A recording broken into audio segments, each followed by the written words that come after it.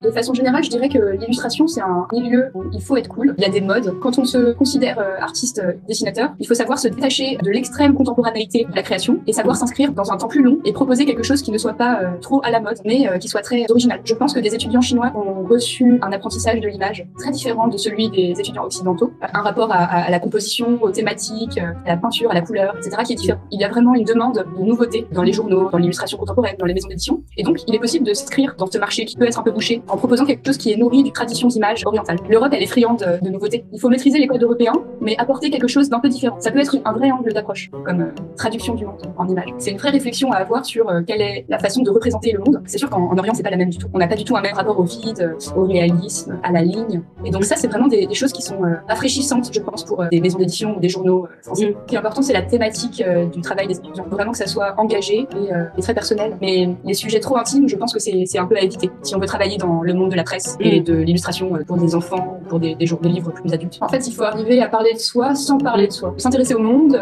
observer autour de soi quel est l'état du monde, arriver à créer des histoires ou des images qui le représentent. Et en même temps, dans tous les choix de composition, de rythme, de découpage, de couleur, on va parler de soi. C'est tellement personnel, la façon de représenter. On n'a pas besoin de le justifier à travers des mots, des explications un peu farfelues. Les images parlent d'elles-mêmes. On n'a pas besoin de les justifier à travers des grands discours.